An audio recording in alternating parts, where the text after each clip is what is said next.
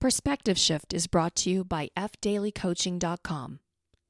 If you're seeking assistance to help navigate you through a difficult time or feel challenged to reach your full potential, Frank Daly can guide you to a perspective that will allow you to utilize your imagination and experience a more fulfilling and satisfying life.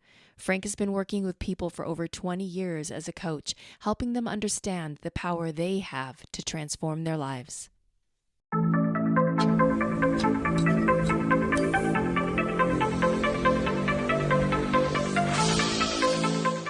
Welcome to Perspective Shift. Today's guest is Rick Jackson. How Rick you doing Jackson. today? Hi, I'm good, doing good. Joe. It's a beautiful day in the us. neighbor. It's a beautiful day in the neighborhood. So Yeah, I'm outside on the deck, and it's good. Oh, All right, it looks great. Hey, let's start this conversation over from the end. And when I mean the end, what's going on right now? Okay. So I heard you had written a book. Are you finished with the book? We'll turn it in. I'm doing it with the co-writer. I write pretty well, but there's a difference between writing well and telling stories well and then publishing. So Yeah. I'm doing it with a friend of mine who is a professional writer, and we'll turn our book in the next month or so. And probably it's going to be released either summer or fall of 2024. All right. Are you allowed to talk about the book yet or not really? Sure. Yeah. And to some degree, yeah. We don't want to ruin it. But yeah, it's a true crime story that I handled personally. I was a longtime homicide detective with the Los Angeles Police Department. I worked homicide the last 28 years of my career, and actually still work cold cases part-time locally, just because I missed cases. But the book, the idea for the book came years ago. And I always wanted to write a book, and I thought if I were to write a book, this would be the case. It was so bizarre in so many ways, and it took up a big portion of my life from 1990 to 96. And then other things happened just within the last few years while I was writing the book that created at least one more chapter. Oh, wow. Something that was unexpected, but it was a true crime murder case that happened on the summer solstice, which plays into the motive and the plot of the case. The victim was a 21-year UCLA student who was interested in Wicca. Uh-huh. If you know what Wicca is, I can explain a little bit. Yeah. It's like witchcraft, correct? Yeah, it's a positive witchcraft, supposedly. It's not bloodletting and dark, and it's kind of harmony between people and nature and that type of thing. But it is witchcraft, yes. Okay. And so wait, you're saying this case went from 1990 to 1996, but then reemerged in 2021, 2020? 2020, yeah. 2020 things happened. And which I won't relay because that's a big part of the book toward the end. So, but yeah, you think things are done and then they're not done. Yeah. Very cool. Yeah. Yeah. A great and what's ironic is that at the time there were two people that were involved in the case who are now, I would say, world famous that weren't at the time. One of them is a writer who will write. The foreword has been written, or the introduction has been written by him. It's an author named Michael Conley, who at the time worked for the LA Times, had never published a book at that point. But he covered the story in the original months of the crime. So he agreed to write the introduction, not just as a friend, but also as a player in the story to some degree. And then the other person whose life got interrupted in June of 1994, she was the prosecutor on the case. And in June of 94, she became world famous as Marcia Clark, the prosecutor on the Simpson case. Oh, wow. So Marcia, there's a whole chapter just called Marcia Clark, or Deputy DA Marcia Clark.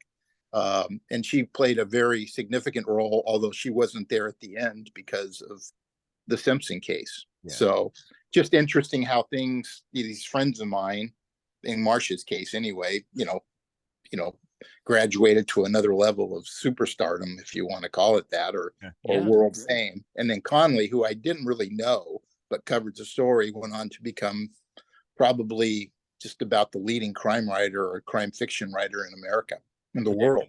Because he's how many? Because I know he Lincoln Lawyer became Right. a movie and then a series now, and then also too one of the reasons you're on is Bosch. Yep. Right. Bosch is I thought it was a brilliant series. I love it. And it's pretty well done, and the books are amazing. And I worked the first 2 seasons on the Bosch as a technical advisor before I moved north. But some of the people, 2 of the other people who were both former partners of mine, still work on it. So they worked on it pretty much the whole run of the series, including the spinoff that's going on now. And that helps keep the accuracy, correct? Right. Yeah. Conley, who is an executive producer, and he agreed that he would never do a TV show on Bosch unless it was filmed in Los Angeles, because he always considered Bosch or Los Angeles a character in the books. Okay. And, there were people that wanted to take it to Vancouver or wherever for cost savings. And Conley said, no, I won't do it with that. So he stuck to that. And also he really, really laid down how important it was to listen to the tech advisors, because he wanted it authentic as possible. The only thing unauthentic about Bosch is he gets, compared to a real homicide detective, he gets too many women and gets in too many shootings. I mean, I never fired a shot in my career, which was 34 years long, and most people don't. That's part of the intrigue with TV. So there's got to be some action, whether it's action or action. Exactly. Either way. Now, I like what they wrote in about Bosch, like the characters. And when it first opens up in the first episode of the first series, he's living in this beautiful house overlooking the valley. And I'm like, how does a detective afford this? But then it turns out he was offering up information for a TV series or show. Yeah, a movie got based on one of his books, is the explanation. And the funny thing, this is the behind the scenes true story, which I find fascinating, is it shows the power of the media. There was a poster in Bosch's house in one of the early episodes, and his daughter actually asked, who he recently, got to know. He didn't know he had a daughter for many years, at least in the books. And she came and saw the house and says, how does a detective afford a house like this? And he explained about the movie. Well, they showed the poster, which was Conley's first book in real life. That's okay. And Amazon, who runs the show, did some research kind of quickly. And it was like numerically ranked is, 20 something years later, as like the 11,418th ranked book as far as number of sales. Within a week or two, it was like number 105. Oh, wow. That just shows you how people are influenced, and that can affect. So Michael Conley needs more posters of his books in the series. No, I think he does pretty well on his own. He sold something like 85 million books or something like that. Oh my God. Yeah, they're awfully good. They really are. I still read them. I mean, I read his books every year. I just read the new book, which will come out in November, which is called Resurrection Walk, which is a Harry Bosch and Mickey Haller, a Lincoln Lawyer book, but much of it's told through the eyes of Bosch. Okay. And are they eventually going to make that into a season, or? Who knows? They plan these things out, and that's all up to the Netflix people that do the Lincoln Lawyer TV show. Yeah. Now, so let's say, how did you get into detective work? Like, what sparked that interest? And tell us a little bit about your childhood. Okay. Yeah. I grew up in Lakewood, California, which is right next to Long Beach. It was kind of an idyllic childhood. I'm still in touch with many of my neighbor. Most of the parents are gone. I think we have a couple left. But I'm still in touch with a lot of my high school friends, my growing up in the neighborhood friends. I keep up with people pretty well. Lots of sports. I mean, during baseball, we played baseball, then it went on to football and basketball, and we mixed in a little track and built high jumps. And, so much was centered on that. And that's in the days where we were outside until the street lights came on, especially in summer. And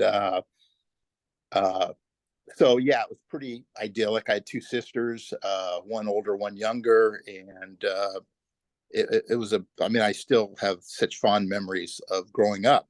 But I read Hardy Boy books, and I often, everybody kind of laughs when I say that, but I really do think it created an interest, not so much in police work, but in investigative aspects, as a juvenile. And then I started, contacting, when I was in school days, contacting the FBI and asking them about qualifications. And, because I always, even as a kid, I wanted to kind of wander and travel. And I thought, well, they have field offices all over, so maybe something like that would work out. I could transfer just to places that interested me. And so I ended up going to college at San Jose State, which had a really good criminal justice program. I think, believe it or not, I think they offered a bachelor's degree in criminal justice in 1927, I believe. I don't know if that's totally accurate, but it was really, really early on, when most people in law enforcement didn't really have education other than high school. And then I joined LAPD, and I always wanted to work homicide, but that was down the road. You start as a patrol officer, and I worked in Hollywood division, which everything happens in Hollywood. Yeah. So it's a great training ground, not only for patrol officers, but for detectives. And then I eventually gravitated into getting a loan spot to detectives, and that kind of morphed into becoming permanent. And so I worked the Hollywood Homicide Unit for the first 5 years in the 80s, which was a wild time. Yeah. And then went to downtown, went out of headquarters for the last 23 years of my career, working fresh cases, if you want to call them that, homicides. And usually higher profile cases or really involved cases. We had a 12-person detective unit that handled pretty special cases for the most part. And then they started a cold case unit, which really interested me because I like history. I'm a pretty good student of LA crime.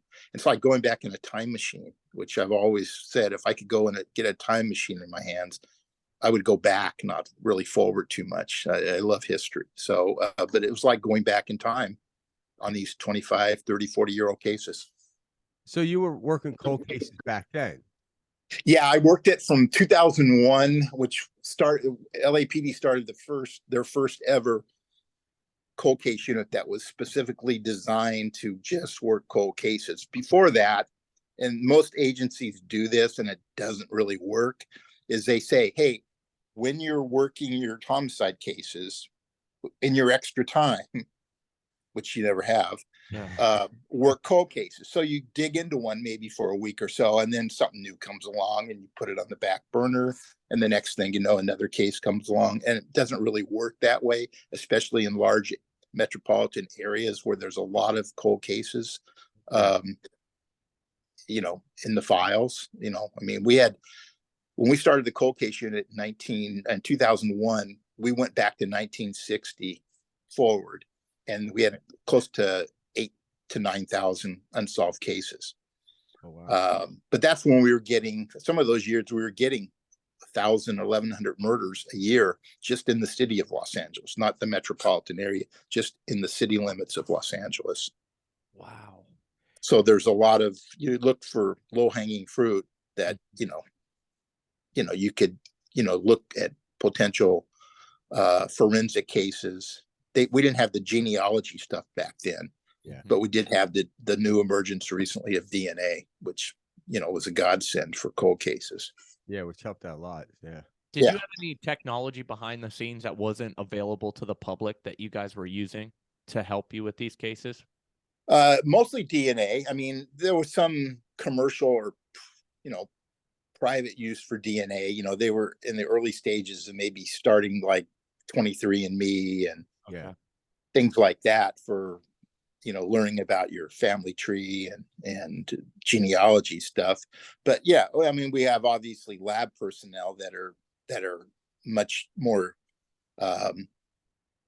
experienced in looking for, forensic evidence, whether it be something visible or, latent prints, things like that, DNA, trace evidence, which is consisting of fingernail scrapings, things like that, are a good source of information on close up violent crime. Okay. So my anyway, my cousin is actually in the FBI. And he, I've got a couple family members who are police officers and whatnot. But one thing how he got into the FBI was he was part of like a undercover task force where he would get, or like he played the role of like a drug dealer, right? And I Right. mean, he looked like it. Like I'm telling you, he was the sketchiest looking guy, like his hair, like real long, like shaved on, very, very scary looking gentleman. But Gentleman. he used to always kind of like talk about like he would get arrested and like the police officers arresting him would not know that he was an undercover agent. And so like he would get thrown around, like hit around, etc. And did you work on cases where people didn't know you were working on them? Not undercover so much, where I mean, there were obviously cases where people that we were focused on did not know we were focused on them until a certain point. Okay. But that's more in a detective capacity. We would, skirt around approaching them until we had kind of what we needed. And part of it is, eventually when you interview them, you don't have to say, hey, we think you did this murder. You say, hey, your name came up in an investigation. We need to sit down and talk to you. And they're usually curious enough to know. What do you know? Want to know, start talking to you. And at least because they're trying to figure out, well, that's what we really want them to do, is start talking to us. Because even sometimes if there are denials, which there usually are, at least initially, sometimes denials can be disproven. And with solid evidence, which goes into the, you're starting to build your circumstantial case there. Yeah. And so in that way, they didn't know, but not, like I said, in the true undercover capacity. We did use undercover people in various aspects of our investigations, but not myself. Would you sit in like interrogations and stuff like that? Yeah, I would do them. Yeah. Oh, you do. Yeah, All right. yeah, All right. Usually detectives are the ones that do the interviews on their cases. Okay. Yeah, so I sat in on hundreds and hundreds of suspect interviews, and then into the thousands when you're talking about, witnesses and things like that, whether it be cooperative witnesses or reluctant witnesses that you have to break the ice to some degree. But yeah. What type of like emotional and mental type of effects did this have on you personally? And what I mean by that is like, like method actors, they find themselves falling into the character, et cetera, and playing those roles. Did you, from a mental and emotional well-being standpoint, did you feel yourself like falling into these cases and like, taking them personally? And, you get what I'm saying? Yeah, I do. Well, I've been married 16 times, and I'm 16. I'm 16. I'm only kidding. Wow. I'm only Holy kidding. crap. Yeah. No, I'm kidding. People, there's two parts to that. One is, do you get affected by these cases? Outwardly, no, not too much. Other than I'm a pretty emotional guy. I mean, I'll cry or not cry, but get teary-eyed watching an old Leave It to Beaver episode where Ward imparts all this wisdom and it comes full circle or whatever.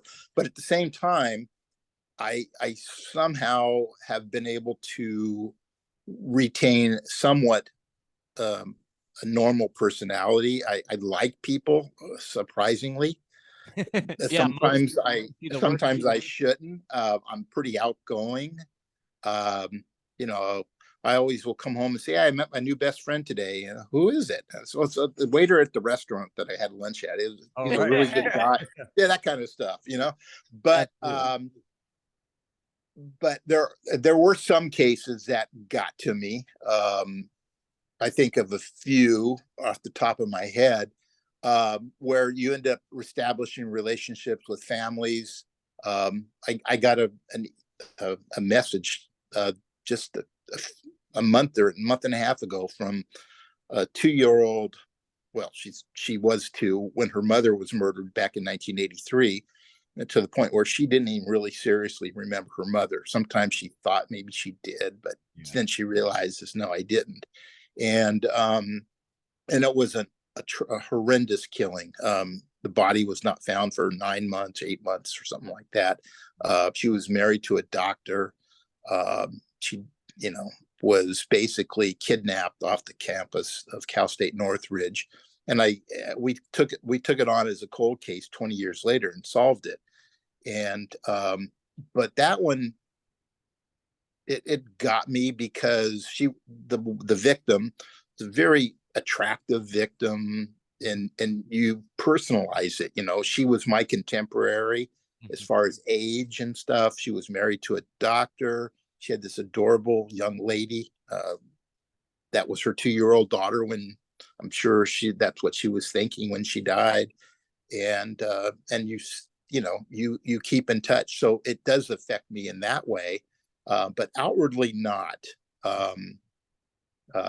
We have dark humor. Most of us work in that business have dark humor. That's why we get along with hospital personnel so much. When we're they do go through the same thing, and part of it's a shield, I guess, psychological shield. But anyway, it's just a weird concept. My mom could never understand how somebody that she felt was as sensitive as me could be doing the kind of work that I did. She always, to the day she passed, she didn't totally understand it. Her son. Oh, sorry. No, how her son that she'd seen grow up and the kind of personality I had could not be, more affected by what I did. But I found the work so fascinating that kind of, again, was kind of a buffer to some degree, because I basically enjoyed going to work most days, because I was eager to I would be driving to work and my mind was fresh in the morning, and I would have my notepad scribbling down thoughts and ideas because my mind was so fresh in the morning. Yeah, I was going to say, like, due to your sensitive nature, do you believe? Because when I watch, I love crime dramas, and what I pick up on them is the intuition that these great detectives have. Obviously, I'm watching them on a story, so it's easy to write that in. But there's always something about something that has sensitivity in their being that actually could see things beyond someone who wouldn't. Even though there's a lot of logic, I know there's a lot of logic and science behind it, but all this logic and science came from intuition before we became logical of it. And I've noticed that when I watch all the shows, that's the common theme, especially as they get better at making them seem real, is that they know something that no one else knows. And then that becomes a new form of logic within the setting of detectives, solving crimes. So do you believe that worked in your favor, rather where your mom worried it would work against you? Yeah, I think it does help. Intuition is really important, but also it can, in some cases, create kind of what they call tunnel vision. Like you have an intuition. Well, not all intuition's right. Yeah, it's just not. That's on the case that I'm writing the book about. For so long, my intuition was saying it's probably these people, but it made no sense based on what we knew. Yeah. And we would look at other angles and we would eliminate. And every time it was almost like a test. Every time we did something to see which way it would it point away from the people that we had the intuition about? It kept pointing to them and not away from them. We were almost trying to eliminate them because it just didn't make sense. Well, eventually, after we knew more, it did make sense. It wasn't logical why this happened. It was a harebrained scheme, if you will, but it made sense based on what we eventually learned. But looking at it logically, initially, it was pointing away from them, even though the evidence kept moving toward them, if that makes sense. Yeah, I got you. So your intuition was saying they couldn't have done it. But I think that's what it is you cannot, it's like the right and left brain, they cannot be divorced in any situation. Intuition and logic have to be married in order for it to work. Yeah, they counter each other sometimes, and sometimes they, they blend, and sometimes they oppose, at least initially. But it all comes down to, usually your gut is oftentimes right. It can't be guaranteed, obviously, until you have something factual or so overwhelming that you're convinced that this is it and there's no other explanation. Because they always talk about, the worst feeling in the world. You'd rather let 1,000 people get away with a murder than convict somebody that didn't do it. And that's really true. That would be an awful, awful, awful thing, is to learn later that somebody that you prosecuted. And I can't even think of an example of one of my cases. I mean, I would be really shocked, because I think I only lost one jury trial. And I recently talked to the defendant. I was visiting a prison for work, and the guy that beat me on my trial, the only one, was at that institution. And we always had a decent relationship. It wasn't, I was doing my job and he was doing his job to try to beat it. And he did beat it, and he should have beat it, because the judge made a horrible, horrible ruling that basically allowed him to get up and totally lie in front of everybody, including the judge, who knew what he was saying was false, because the judge made a lazy decision saying that the prior murder he was involved in couldn't come in because it was too prejudicial. But it was he was the driver on 2 murders. Oh, really? And the one he beat me on, the second murder, he had been the driver in the first murder and got convicted, but the judge wouldn't allow that in. So he told the jury, I didn't know he was going to shoot this person. I just thought he was going to get out and beat this person up because of some bad stuff they had done to this family we know. And he shot him. I couldn't believe it. Well, he believed it. We knew he believed it because a year before he had seen his buddy shoot another person that he'd been the driver for. We're doing a podcast on that, actually. Michael Conley and I are doing a podcast on that story. It hasn't been sold yet, but we're recording, and it's going to be the first time several people that were really instrumental people in the case. It's a pretty well-known case. I won't get into it now, but it's the first time they've told their stories, including this defendant that I just recently talked to. He agreed to be part of the interview from prison. Yeah. Oh, wow. So he's in prison for the first conviction, then? For the first conviction, yeah. Okay. With life without parole conviction. Yeah. Right. Does this judge still sit on the bench? Yeah. No, the judge is dead. Okay. He was a former LAPD officer. Right. So that's probably why he was a bad judge. That's funny. Going back to your intuition and just what you were talking about briefly. So, I mean, there's got to be something that sets a detective's thought process differently than, the average Joe. Exactly. Yeah. And I feel like that's where intuition kind of comes into play. There's got to be times in your life and, in your career specifically, where you just got a feeling, or you had an idea. You mentioned you're a big morning person, and these ideas will pop into your head. Can you talk a little bit more about that? Was there any like aha moments, and how were you putting these, or how did you feel like you were putting these cases together? Wow, it's kind of, I had so many cases. It's hard to give you an example of something just off the top of my head. But usually the aha moments where you had a feeling this was the case. Okay. And then eventually, and sometimes it takes a while, you get oh my God, this person just, well, I do have an example. Okay. And I'll try to brief it down. One of my first big cases happened in 1983. It was a double murder. It was a guy that I visited in prison as well. Matter of fact, the guy that I convicted on that murder, it was a double murder. And then also we got him for another murder and attempt murder in Glendale a couple of years before. So he's still in prison. And this was all going back to 83. Wow. We knew he did it. There was no doubt in our mind. We just couldn't put it over the top. We had found a fingerprint on the car near where the point or where the shots were fired with a or basically an automatic weapon. It had been converted to an automatic assault weapon.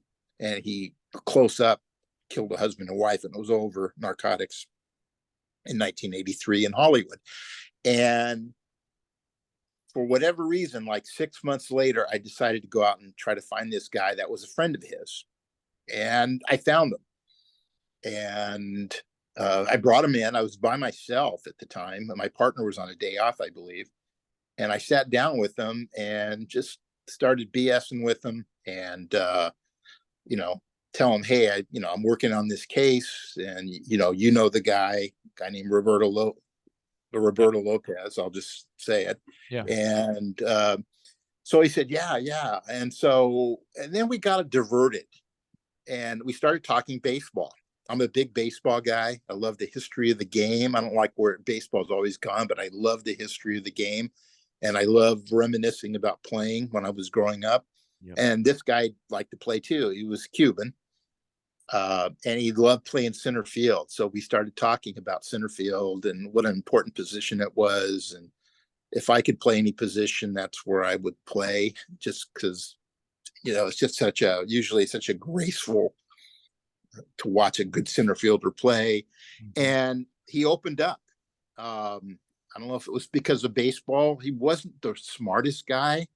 And so I don't know if, he just didn't realize what he was giving up, but it'd been kind of hard not to. But basically asked him if he'd ever seen the eventual defendant, with an assault weapon. He goes, yeah, I used to carry it in this briefcase. And he goes, matter of fact, I was with him recently. He went out looking for the Falcones, who were the victims. And we were able to put that night. He couldn't give me a date, but he told me it rained really hard. Well, we checked medical or weather records, and the only night it could have happened was the night before. So we know the night before our defendant was looking to kill these two people. Mm-hmm. And then I asked him, which is important, very important, because it shows a close proximity to the time that it happens. And then I said, well, have you ever seen him fire that weapon? And he says, yeah. We were in this auto body shop on Sunset Boulevard, and he pulled it out and tied on a silencer when the owner of the shop, who was a friend of ours, was outside with a customer, and he fired 2 shots into the wall, and you couldn't even hardly hear him other than the metal hitting the metal. Oh, wow. So we did a search warrant and went in. This is a few years after that shot was fired, found the 2 bullets inside the wall, had passed through the wall and were in the interior, and they matched the coroner's bullets. So it was that intuition that kept me focused on this guy as our guy. Everything made sense. It's just we couldn't prove it. And that put us over the top. So, I mean, that's, one example. That's a great But it was backed by the physical evidence. Oh, yes. Yeah. That we were able to obtain by really focusing our gut feelings that this was our focus. So what you're basically saying is, whenever you get a chance, talk about baseball. Yeah, seriously. Yeah. My book has baseball. I even used an analogy. I think it ended a chapter. I was going, again, I was back and forth. It doesn't make sense that these guys are the ones that did it, but everything pointed to them. And there was a day where we got some good results and bad results. And so I kind of compared it to a tie score, 1 for the defendant, 1 for us. And I said, we might be going into extra innings here. And as Vin Scully used to say, an extra inning games, folks, sit down and find a comfortable chair. We might be here for a while. Yeah. So I try to interject my love of baseball or geography or whatever I happen to be interested in into my mental approach to things. Yeah. And it factored into the writing too. So you said that this gentleman didn't have much to do with the defendant at the time. Like, what brought him? No, he did. I just took a chance and said, you know what? I'm just going to go at him and see what he'll say. And, when I interview people, I know a lot of people try to, they learn the good cop, bad cop technique. And, people that you interview that are criminals, they know that, they recognize it. Sometimes they'll even joke about it. Like one of the tough guy will walk out of the room and he'll laugh and say, oh, it's a good cop, bad cop, huh? Mm-hmm. And my approach always was to try to work within my personality or whatever. And I recommend that to people because just like you're reading a suspect in the interview room, they are reading you, especially people that have been involved in the life of crime. They're reading you as well. And if they start to sense you're being unauthentic or whatever, then right away the defenses come up and then you're done. Yeah. And so I've always stressed, just work within your personality. And I'm a pretty low key guy. And that's kind of the way, not that I haven't gotten irritated and said, hey, listen, you got to knock this shit off. You're putting yourself into a bad position here because you're compiling lies that you're not going to be able to get away from. Yeah. And, you confront them about it, but as long as you work within your personality, I think it's a positive thing. One of the biggest in my kind of work. Yeah. Okay. One of the biggest questions that I have for you, Rick, and that I want to know is, so you worked in Hollywood, you worked in LAPD, you were a detective, etc. You had to come up to certain situations where, you had to speak truth to power. And I guess what I mean about that is, were there any cases you worked on that involved high profile political figures, or actors, anybody at an elevated level where you're like, oh shit, this is going to be interesting?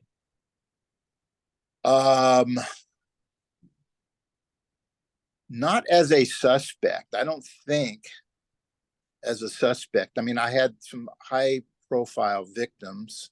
Mm-hmm. Or where you just sensed like, okay, where these people were involved people at a higher level, and you had to interact between and walk that fine line of, who am I, which direction do I want to take this case?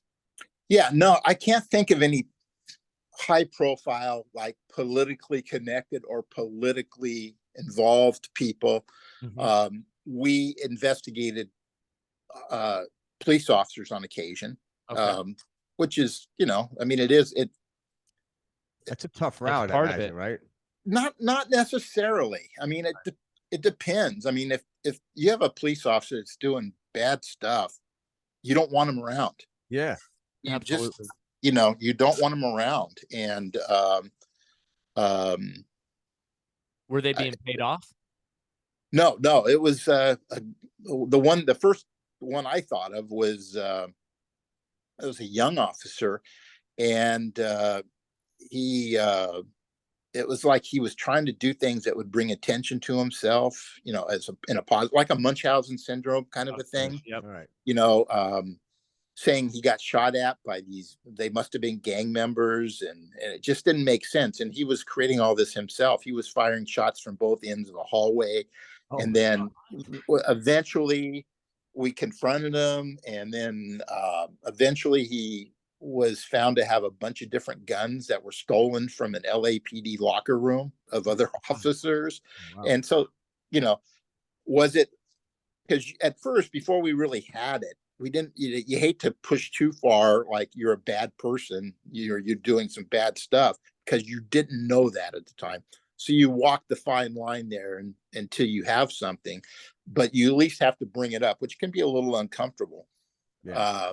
But we point, you point out stuff that this doesn't make sense. This doesn't make sense. and you go that way. Of course, there were denials, but eventually we were right. He was stealing.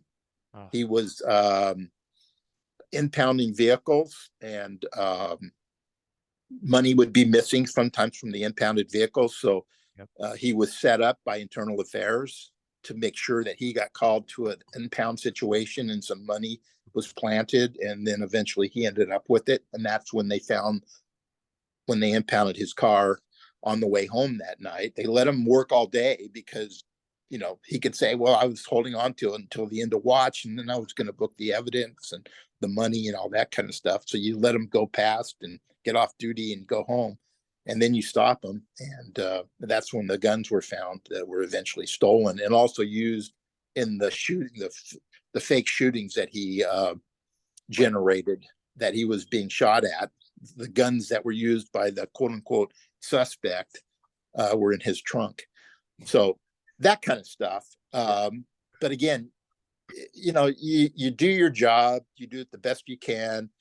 Most police officers, you know, I know there's a lot of anti-police stuff going on in the last few years. Some of it's justified, some of it's probably not, for sure. But just like any profession, I tell people when they ask me about that, and it's funny, I said, that would be like me walking down the street and seeing a priest who smiles at you and says hello. Are you going to basically say, I'm not talking to you because you're probably a child molester? Exactly. You just don't do it. You know, most police just want to do their job. And I'm not saying that because I've been gone 10 years now. But most of them want to do their job and they want to go home and don't get into trouble. They don't want to have to sell their house to pay off some civil lawsuit for misconduct. They just want to go home, do their job, help people when they can, arrest people when they need to, you know, take people off the streets that are going to, you know, cause problems for law-abiding citizens and cause them not to be injured by violent crime. That's what they want to do. And most of them do it. It's just, it's in the kind of profession that it's easy to, because it's always out there in the media. And, you know, it's not a story unless there's some negative to it oftentimes. So that seems to be a lot of rhetoric across the board with, like you mentioned, the priests. It turned out that it was less than 3% that had done it. Yeah. The whole Catholic Church then had to answer for it. And to some degree, I guess, with the hiding of it, there's probability for that too. Yeah, I think that's even that was the worst part of it to me in that case. Because there are going to be people that have, you know, issues with controlling their emotions and their desires or whatever. There are going to be people like that across the board. You're going to find that everywhere. But the fact that it was just hidden and just they were transferred to other places, that's more of the moral crime to me personally. Absolutely. Yeah, because and then again, the media has to blow it out of proportion to get the numbers and ratings looking for. Right. So, right. Yeah, now because they're vetting for, you know, like this podcast right now wouldn't have existed 40 years ago because I would have had to go to some producer at some station to say, hey, this is the topic I want to talk about that, and they would have to vet it. Well, now I could just go online and do it. So you see sensationalism because of anyone could get on these broadcasts, which hopefully at some point it starts to taper down because it's causing a lot of damage in our culture. About, you see, like, you know, with the police officers. I remember years ago before this really got heightened, I was watching a video of a New York City police officer just doing patrol, and people walking up to him and throwing water on him. And he had no, like, what was he going to do? Shoot him? But what was interesting is people are videotaping, but no other bystander like just said, hey, stop doing that. That's just ridiculous. Like, this guy did nothing to you. And from there, it escalated. And I'm like, wow, how did we get so far out? Like, because we like the sensationalism, unfortunately. It led us to this point where police officers now taking the bunt of a lot of this stuff. Yeah, there might have been a couple of bad apples, but if all of them were bad apples, there would be no functioning in the world. No. And right now, I mean, crime's not being nearly investigated like it should be. And it's partially from you know, and I'm a pretty moderate guy. I'm not like off on some right-wing tangent because I'm in law enforcement and anything. I'm not. But they cannot hire everybody. Every agency is way behind on their hiring. They're way down and they're trying to recruit, and it's getting hard. You talk to agencies that used to have classes of 50 and 60 graduates in the police academy, and they might have 7, 9 or something. It's just getting worse and worse. And, the priority goes to patrol because they need to respond to immediate situations. But the crime investigations, I mean, there's a lot of places in here in this area, and we have some pretty progressive DAs that are just kind of ignoring the law and basically saying we're not going to prosecute anybody unless it's under $750 worth of stuff stolen. So what does that do for people that are owners of small markets and things like that when it's a revolving door? Yeah. And they're not going to even get arrested. Resources on like is that primarily due to lack of resources why they do this? It's partially, probably, but partially it's the mindset of some of these very, very progressive DAs that basically aren't, I mean, there are laws like gun enhancements. Why would you take a gun enhancement away? Wouldn't you rather have somebody go in and do a bank robbery without a gun than with a gun? It's just inviting disaster. Yeah. And they're not charged. They're basically not charging. A lot of these places aren't charging for gun enhancements or gang enhancements. And people know LA, San Francisco, Oakland area, these larger areas, the DAs are very progressive. And they're up in this area. There was some guy, there was an article, or I heard it. He had been arrested like 42 times within a 3-month period, and was immediately being released, on bail. And they might charge him with some of those, but he's out and about and he kept doing crimes. Why would he? That's not even, I mean, that's just like beyond common sense to me. Do you have any idea? Because I would hear these stories from afar living out here. And a lot of times too, when people tell a story, it's one-sided, but hearing for someone that's directly in the middle of this type of stuff, what do you think the output of these type of choices are? What do you think the end game is? That people stop committing crimes, or it's their right to commit a crime? That's the fundamental thing. I'm like, what's the psychological understanding of this? Does it make sense? I don't know. It's so bizarre to me that this kind of stuff happens. And I understand they are trying to lessen prison populations. That's fine to some degree. But when it's causing constant, it's the old story. It's, well, who cares about a car theft until it's your car? Yeah. And then it pisses you off that somebody's not going to really pay a price for doing that. Yeah. Or breaks into your car and steals, $1,500 worth of golf clubs and other merchandise that you might have in your trunk or whatever. I mean, it got to the point where it's kind of funny in a sad way, is that people that were going into San Francisco, and it was so well known that the break-ins were the numbers were ridiculous, that people were not leaving things in their trunk. And what they would do is leave their trunk open and their windows down. So it showed there's nothing in here, because even if you have something, don't have anything in your car, but it's all locked up, you come back and your trunk's been pried, your windows have been broken, and now you're paying the price of having that fixed. So they just got to the point where they just leave the car open, and they might steal the car, but at least you're not. It's just that's kind ridiculous. Of like I've never heard that. It's nonsense. Yeah, there were a lot of stories about people doing that in San Francisco in the last, year, 2 years. Yeah, it's kind of. I mean, it's kind of laughable, but not really. It's sad. It's sad. Yeah, I've heard rumors of that, but now it's actually a little more validating, Yeah.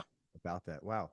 Rick, let me ask your opinion on something. So sure. As far as firearms go for the police force and stuff like that, and the different accidents that we see happen, and the different deaths that are occurring, when we know that, that currently we have different technology and instruments that exist that could not only stop an individual without using a firearm, but it could, stop their body movement, or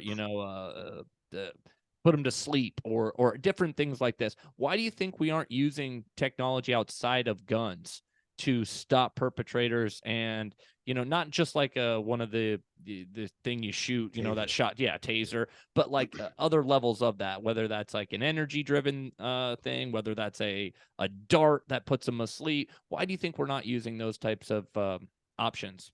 I hate to really weigh in on that because I was never really a big tactical person. And what I mean by that is, like, I didn't, I never went into SWAT. I did my patrol years, and then I got into detectives. And so I was somewhat removed from that. I mean, there are so many options: beanbag, Yep. Bean bags to knock people down, things like that. But sometimes guns are going to happen. It's a violent world.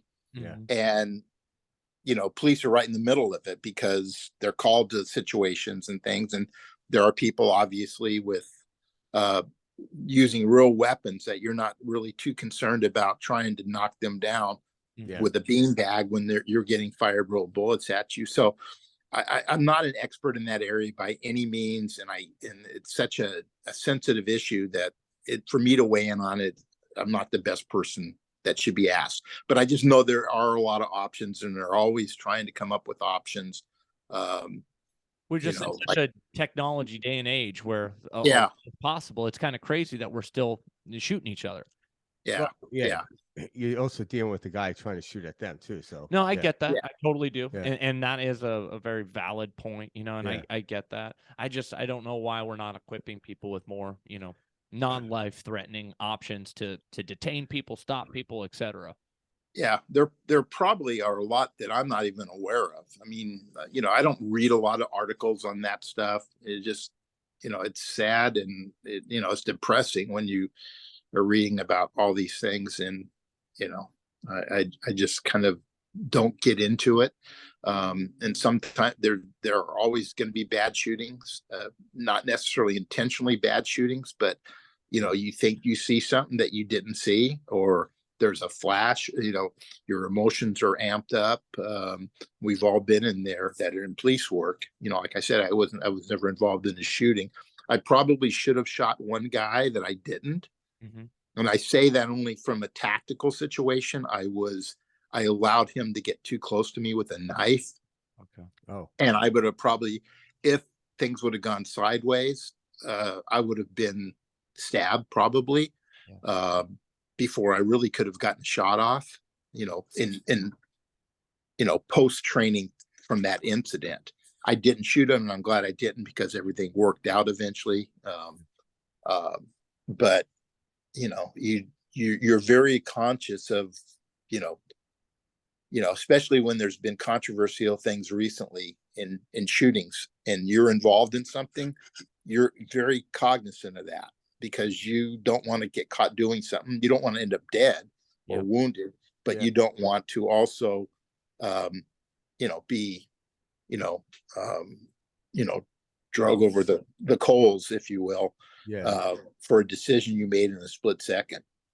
That's a tough thing that officers are dealing with today, because it's like, it's something you have to think about. How is this going to look after the incident? And I'm like, that's a tough way to go into a situation. Yeah. Really, it's got to be haunting, because if you're doing your job in the way you're taught, anyone could skew the way it looks, but they're thinking like, well, how are they going to skew it? Should I, what not, or should I do this? Yeah. It's problematic, but that's the world we live in today. Yeah. Fortunately, yeah. Tell us about one of your close calls, Rick. Besides the night, did you have any where you thought, oh man, this could be my last day? Maybe in wives. Yeah, right. Yeah. Sometimes in retrospect, when you find out about what happened kind of after your decisions on how you handle things. I remember I was working down in the San Pedro area as a young patrol officer, and it ended up being two young females. And they drove down a fairly main street. It was late at night, so there wasn't a lot of traffic, and they cut across, the lanes, went onto the wrong side of the street and pulled up in front of a bar area. And so we thought that's kind of weird. You don't, and we stopped them, and then we realized they were both young females. So we didn't know what they were up to. And my partner got out to, they brought the driver out of the car. He brought the driver out of the car and brought her back and was talking to her and was going to write a ticket and check her for whether she had been drinking or whatever. And for some reason, the passenger I let sit there, and all of a sudden I just had this feeling, and I just, whatever it was. So I walked up and I opened the car door and I said, "Can you please step out?" Well, she stepped out very unusually. She put her right foot out and then turned her back toward me and had her hands in front of her, like in her stomach area, and turned out and stepped out backwards. So her back would have been facing me as I was opening the car door. So I just reached around and grabbed her hands, and she had a gun in her hand. Oh. So, we arrested, and what they were doing, they were going to be robbing some guys that came out of the bar that were probably had been drinking. They were going to rob them. And so who knows whether she would have shot me or she was just trying to, hide the gun or whatever. You don't know. And she's not going to say, "Yeah, I was going to shoot you," or whatever.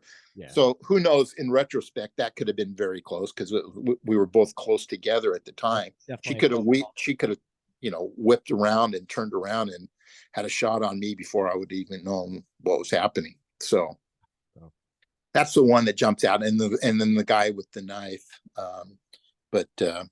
Just I was in detectives for most of the time, and so not that detectives don't get killed, they do, but the young patrol officer or the patrol officer, young and old, they're the ones that are really, because you just don't know who you're stopping. Front line. So for the most part, these different convictions that you've had, et cetera, how about any worry about people trying to come after you after the fact? Like, have you had any type of situations where, people are trying to find you, or this person put me away, that type of stuff? No, not that I'm aware of. No. All right. Good. No. It's good. I mean, personality. Yeah.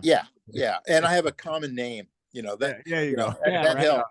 Yeah. It helps. I mean, now with online stuff, if you have an unusual name, anybody can find you. It's very easy. And, you throw things in there. Next thing you know, home addresses are up on the computer screen in front of whoever does the querying and stuff. And, but no, not that I'm aware of. Did you watch technology change a lot during your time in the force and, with detective work, and how that affected your cases and impacted them? Yeah, because I was before DNA, and, I worked homicide before DNA. And so basically in the early days, we used to use blood types. All right. And matter of fact, in the book that I'm writing, it was happened just when DNA was just kind of starting to rear its head over here. Joseph Wambaugh, the great crime writer, wrote a book called The Blooding, which was based on, I think the cases were from like 86 or 87 in England, a small village near the university where DNA technology was first being looked at. And that was the first DNA case where they basically, got blood from everybody in these little villages to try to eliminate or include from what the suspect's DNA would have been in the sexual assault murders. And so that started showing up over here in 1990s, which in our case, we didn't have enough. We used fingernail scrapings on our case, the book case.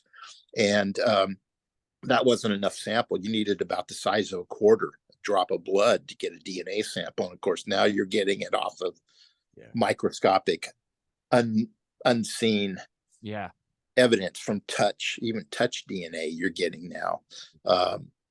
And so I've seen that changed a lot, and it changed specifically. So it was so important for murders and sexual assault investigations, primarily, and now with the genealogy that, I don't know how to do that. I know that, there are people we can go to for that. And it's just a matter of finding the right case, as I'm still working on cold cases now, that we can use that as, the most recent thing with the Golden State Killer. What's the oldest cold case you're working on right now? 1973. Oh, wow. All right. And we're going to solve that. That's going to get solved pretty soon. That's coming up.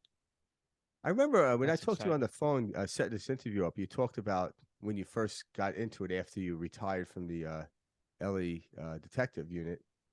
And I guess it was a local sheriff contacted you with a 35-year-old case, and you ended up solving it. Is that? Yeah. In the town where I live, the chief of police called. I didn't know him. And he said, "Hey, somebody told me that you worked homicide for a long period of time." And I said, "Yeah, like 28 years. And he goes, "Well, we have this case, sexual assault murder, that happened. I don't know if it was 85 or 86, a woman in an apartment, and that kind of stuff doesn't happen around this town. And it bothers me that it's still unsolved, even though I had no connection to it. Would you be willing to look at it?" And at that time, I was kind of missing cases. I'd see the TV show Bosch, where he takes the books home and spreads them out on his coffee table, and that gets the juices flowing. And it's been my identity for so long, and you kind of miss that, and you wonder if you still have it at this age. And so I said, "Yeah, I'll look at it." He goes, "I can't pay you." I said, "That's all right. I'll see what I can do." And so basically I looked at it, and I knew what I needed to do. I knew what the next step was going to be. It's just a matter of I had to eliminate a lot of things first and check off these things that needed to be done before I went to something they call familial DNA, which basically is running through, it's not genealogy, but it's running it through the criminal database to see if there's somebody so close to your suspect's DNA that they're going to be a father or a brother or whatever. And then we eventually did that. And I say we, because then I had to get to that point. I then needed to involve a local sheriff's office. I wrote the letter to request this process, because at that time it was only being done a couple times a month, and it was expensive. But it had to come on the letterhead from a police agency. So I got them involved based on what I had already done to eliminate everything else before we tried that. And we got a hit on a brother. They said, "This is going to be the brother of your suspect." And so I found out he had 3 brothers. So then it was a matter of which one. Well, one of them jumped out pretty quickly. He had been arrested the day before in the town where the murder happened. He had some criminal history, including sexual assault history. The other brothers did not. So, and he was dead. So we were able to get a search warrant to exhume the body. Yep. So we could get his DNA. And we used a femur bone, which retains, because it's the thickest bone. And the DNA matched not only the sexual assault evidence, but the bindings that the victim was tied up with. We had the suspect's foreign DNA on those bindings as well, from tightening and probably sweating. And that was it was like 33 years later. So we still had DNA on those bindings from 33 years later. And we tested them for the first time 33 years later. Wow. And got it. So yeah, that got me going. And that led to then getting the job where I am now at the San Mateo County Sheriff's Office, which is the county sheriff's office between San Francisco and San Jose. Nice. So, and I've been doing that for 6 years, and it's been fun. Oh, nice. So your coffee table just has a lot of paperwork on it, right? Yep. Yeah. I read a lot of, I don't read as much as I would like to, just because I read so much, working for writers and then reading for cases for work and stuff. So sometimes I need to let my eyes just kind of settle. Well, and let's fast forward to that. Tell us how you got involved with these different writers. Yeah. The first writer I worked with really was a guy named James Elroy, who critically is really, really a highly regarded writer from the critics. He's very unique. What happened, his mother had been murdered way back in the late 50s. And a guy that I worked on a case with from the sheriff's department, we had both had a murder that was committed by the same group of contract killers. So we kind of worked as partners, even though we were different agencies. He was getting ready to retire, and this writer, James Elroy, came in wanted to go through his mother's murder file because he wanted to write a book and do a reinvestigation of it. So he ended up hiring, because my friend, the detective from the sheriff's department, was getting ready to retire. So he hired him to write or to reinvestigate the murder with James of his mother's death. And they became close. They introduced me to Elroy. Elroy and I became close. And I probably spent a period of 10 years more with him than anybody in my life. We were that close. And I was divorced I had been divorced after a lot of years of marriage, and was single at the time. So, I had a lot of time on my hands other than my regular LAPD work. And then eventually, so that was Elroy. And then Conley, my partner, I had a younger partner when we first started working the cold case unit, whose mother was a reader and had met Conley at a book signing in Scottsdale at the Poison Pen. You guys probably know the bookstore there, a very, very well-known independent bookstore in Scottsdale. And she met Conley, and he signed a book, and she said, my son works for a new LAPD cold case unit. And Mike Conley said, I'd like to talk to him. Well, Tim kept not wanting to. Tim wasn't contacting him. And I said, you should. You've met Elroy before. We've had great times, and go ahead and give him a call. So anyway, eventually he does. And then Conley ended up taking us to breakfast one day. And this is kind of an interesting story for a Bosch fan, especially, is that I hadn't read Conley at that point.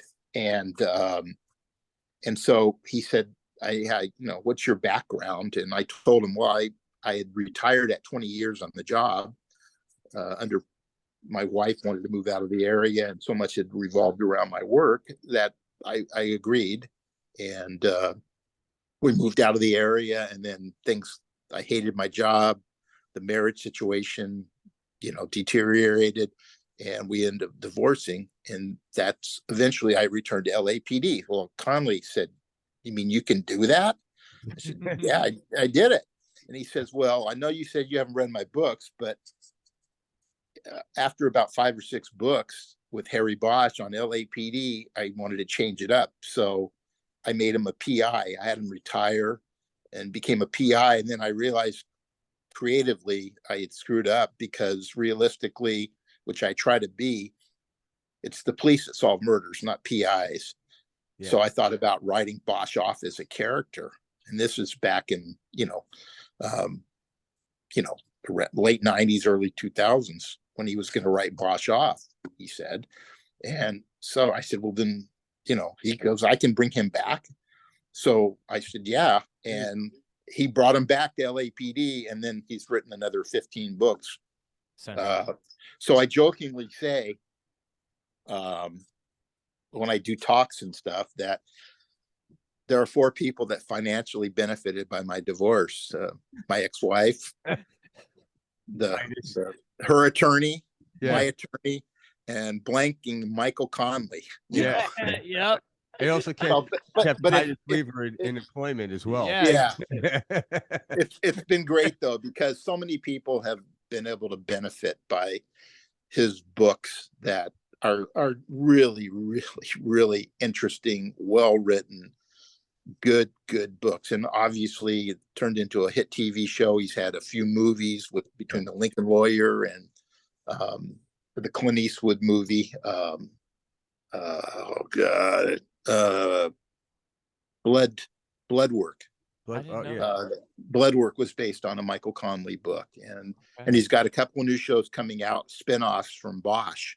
Nice. Or one spinoff from Bosch and one spinoff from the Renee Ballard, Harry Bosch books. Okay. His young female detective that he's worked with. That's going to be, it looks like it's going to be a series coming up soon too. So yeah. Anyway, yeah. So that it's been great. And I've worked with Wamba, who is, when I got the call, I mean, we don't have the time to tell the story now, but it's an amazing, very moving story about the first time I met Joseph Wamba, who basically, for people that don't know who he is, younger people, he was one of the biggest writers in the world during the 1970s and 80s. He was an LAPD sergeant that started writing books, and he was huge during those periods. And he wanted to get started with his LAPD background stories again in the 2000s. And he called me to work with him on it, which was kind of an honor because I'd grown up. Oh, nice. All right. Yeah. All right. So I was unaware that you work with two others other than Connolly. So yeah. All right. Yeah. All right. And some others, but those are like, huge. Yeah. Those are all three huge people in the field of crime fiction. Yeah, because that was a funny story between me and Kyle. And I remember she would always come in. Every time she comes in to get her hair done, I do a color. So she has to sit for a process of time. And she always had a James Patterson book with her. Always. So funny. And then when she started talking about you and how you helped out with Bosch, I'm like, have you ever read Michael Collins? She goes, no. I'm like, are you kidding me? Like, she's a very well-read person. She could go through a book in a day. Yeah. And she's like, okay, fine. That's because she's got no life. Plenty of time. Kyle, I did not say that. That was Rick. Plenty of time. But it was funny because then she's felt like, oh, fine, I'll break down and read a book. And then she did it. And like, how'd you like it? And Loved it. She's like, yeah, it's good. It's good. Yeah. I'm like, yeah. I'm like, come on, your buddy Rick is part of this process. And you're like, yep. I know. But she's probably James Patterson's #1 fan. It's interesting, but yeah, she reads a lot. So do these writers come to you and ask questions to help get their juices flowing, or is it mainly like a dialogue, or are there things like, hey, tell us about this? How do you spur a concept for a great episode or a great novel? Well, and I have to give credit. I'll talk specifically about Conley because we've worked together for it's coming up on 20 years. Okay. And I've said this before. We recently did a talk down in La Quinta or in Palm Desert, somewhere down in the desert. People brought us down to talk before a pretty large crowd. And I say, you know what? He does not just regurgitate stories that we've told him. He has his own mind. You might pick up things like personality things, like I have pictures under my desk of victims. Yep. Not crime, like in crime scene pictures, but like victims that meant a lot to me and keep me going, things like that. And you'll start to see that in Bosch books. Yeah. Okay. Or Bosch show. Some scenarios like the story about the auto body shop. Yeah. Firing the bullets into the wall. He used that as he needed to show something happen, and I gave him that kind of an example. But the plots themselves, the crimes, he creates those himself and takes aspects of us, our stories, to throw in there to support things. But they're unrecognizable stories to us, so it's all him. It's not. So like that he just copies our cases and turns them into an interesting book. Not at all. He just uses you for like just pretty much authenticity. Yeah, there was this one of the funnier examples. He had this character. We told him one time when we were in the cold case unit, we had this lieutenant who shouldn't have been in that unit, and it was a favor done. It was.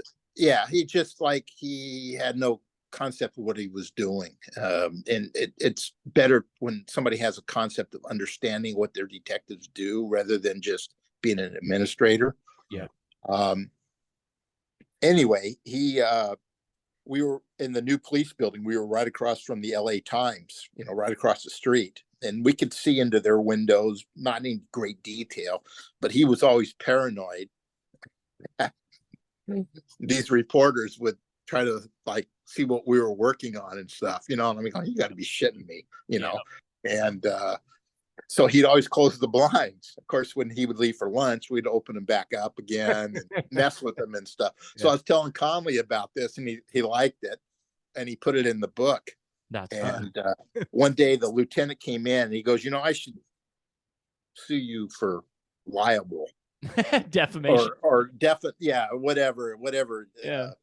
Anyway, I told Conley that. I just kind of ignored him, and I told Conley that, and he says, well, tell him no, the best, or I should sue Conley for defamation or whatever it was. And he goes, tell him that the best defense for that is truth. Yeah, right. That is the truth. But I mean, that's the kind of stuff. It would show personalities and things like that. And I show up in books, like recently I showed up it's been a while now, and there was because cold case guys travel a lot. Yep. Because witnesses move away after 20 or 30 years. Suspects' families live in other areas. Everybody comes to Hollywood to be famous and then get killed. And, so we have families all over, and then suspects move around too. So we're traveling a lot. And so I'd always keep track, because I'm a traveler, and, of good restaurants in certain areas. So Conley was aware of this, and he used me as the person in the cold case unit to kind of do that. And Harry Bosch goes to Oklahoma on a case, and he says, hey, Rick Jackson worked the unit with you. He goes, yeah, Rick's out there playing golf now, and he retired. And, that's so funny. And he says, yeah, I remember Rick. He really loved pie.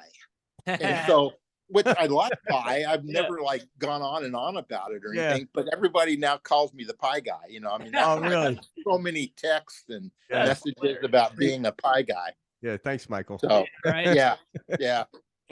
Oh my gosh, that is so what kind cool. of pie do you like? Yeah, seriously. Yeah. Oh my gosh. Too many kinds. But anyway, the funny stuff like that. Yeah.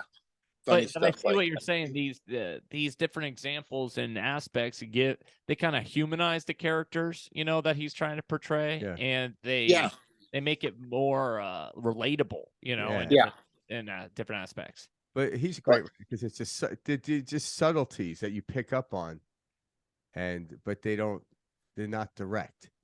Another great example is, cemeteries interest me. Okay. And historical graves and things like that, and baseball graves. If I'm in an area and I know that Lou Gehrig or Tris Speaker or whatever in a certain area, I'll go out and visit the graves and pay them respect for whatever.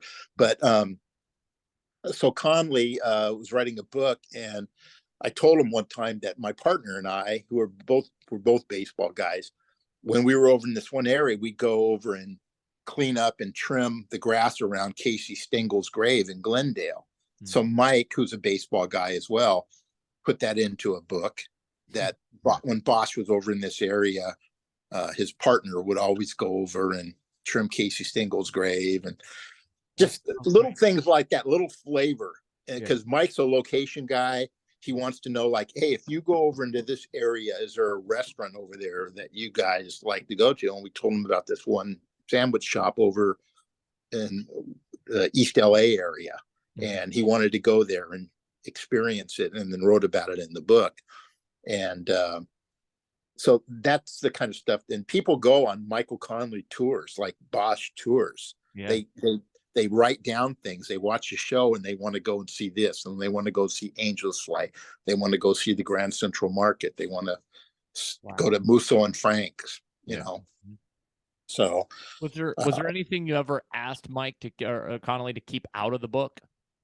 Or was there anything like you're like, hey, don't say this or don't talk about this? Not that I can think of. I mean, he would. I mean, we're friends. He's not going to, if I told him something in confidence, he's not going to put it in there.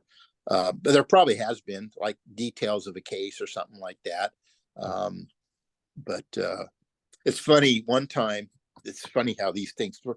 One time, James Elroy was on Conan O'Brien. Okay. And he says, yeah, my buddy, and he's got to name everybody after an animal. A friend of his, like, I'm Rhino Rick Jackson. Okay. And that's what he calls me. And he says, yeah, my friend Rhino Rick Jackson, when he goes to like do a search warrant on a suspect's house, he always calls me and says, hey, this guy's got one of your books, or this guy, whatever. And then he goes, of course, I always then say, then I give him a special dispensation from the Reverend Elroy to find him not guilty for reading my books, right. Just because he read my books, or he's innocent. You got to leave him alone. He read my books. Yeah. Just funny things like this over the years that have occurred. So that's a good example. Yeah, it was an interesting career for sure. Yeah. This has been an awesome conversation. Yeah. Truly. We're excited to share this with our audience.